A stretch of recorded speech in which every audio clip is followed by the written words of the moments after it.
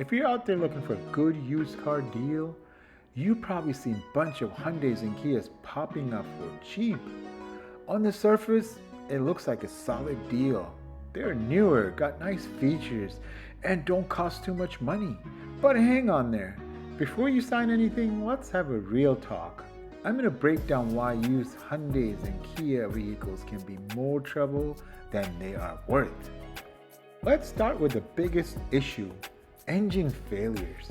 We're talking about serious problems that has affected millions of Hyundai and Kia vehicles. From 2011 to about 2021, both brands use what's called a Theta II engine, especially in models like Sonata, Elantra, Optima, Santa Fe, Sportage, and Sorento. And guess what? The engine has been at the center of massive recalls, class action lawsuits, and thousands of complaints. Main issue? Rod bearing failure. Basically, the engine can start knocking, lose power, or just straight up catch fire. I am not exaggerating. Engine fires were so common that Hyundai and Kia got slapped with $210 million fine by the US government in 2020 for delaying recalls. Here's a number for you. According to NHTSA, Hyundai and Kia recalled over 3.4 million vehicles in 2023 alone due to fire risks. That's not a typo, that's 3.4 million vehicles. I know someone's gonna say, but they're improved. Yeah, sure, on paper, but real world reliability? That's a different story. If you look at Consumer Reports or J.D. Power's long-term reliability studies, Hyundai and Kia usually start out okay when new, but after 3 to 5 years, things go downhill. Once those warranties are gone, the repair costs stack up. Engines, transmissions, electrical system, infotainment glitches, you name it. And the worst part, repairs can get expensive fast because some parts are hard to find or proprietary. In fact, Hyundai and Kia were both near the bottom of Consumer Reports' 2023 reliability rankings for used cars, with multiple models flagged as do not buy used. Wow.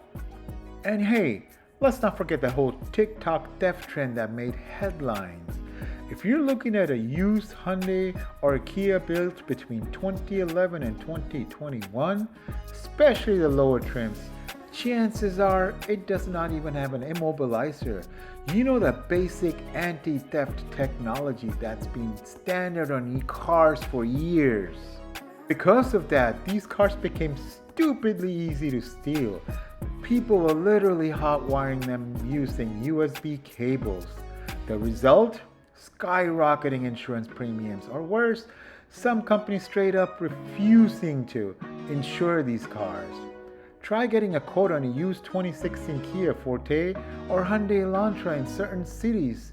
You might be shocked at the price or told, nope, we're not covering that vehicle. Let's talk about resale value. Even if you ignore the engine issues and get lucky, there's another problem. Hyundai and Kia don't hold their value like Toyotas and Hondas or even Mazdas. If you buy one today, especially a used model that's already a few years old, chances are it'll be worth next to nothing when you try to sell it or trade it in later. Why? Because buyers know the risks. Dealers will lowball you. And private buyers are reading the same stories you are. Plus, if you try to get extended warranties on one of these older Hyundais or Kia models, many third-party companies either won't cover them or charge a ton because they know what's likely to break on this vehicle. Now, someone's gonna say, but Hyundai and Kia has a 10-year, 100,000-mile warranty. Sure, there's a catch. That only applies to the original owner. If you're buying used, the powertrain warranty drops to 5 years or 60,000 miles. And chances are, the car you're looking at, it's already past that. That means you're out of luck. If the engine fails at 75,000 miles or transmission goes out at 80,000 miles, you're on your own. And trust me, those repairs can run $3,000 to $6,000, sometimes even more. There are also tons of reports where dealerships deny warranty claims, blaming lack of maintenance or some other excuse, even if the car was serviced regularly. Look, I'm not saying every single Hyundai or Kia is a ticking time bomb. Some people get lucky and put 200,000 miles on those vehicles without any major issues. But the odds just aren't in your favor, especially with used models in the 2011 to 2021 range. If you're shopping for a reliable used car, you're way better off looking at something like a Toyota Corolla, Honda Civic, Mazda 3, Subaru Forester, or Accord, or anything like that. At least those brands, those models have a better track record for long-term reliability. At the end of the day, a cheap price up front means nothing if you're constantly dumping cash into repairs, fighting with the insurance company, or worried about your car catching fire. So do yourself a huge favor. Think twice before buying a used Hyundai or Kia vehicle. If you found this helpful, hit the like button and subscribe for more car buying tips and real talk on what's worth your money and what's not. Stay smart, drive safe, and I will see you in the next one.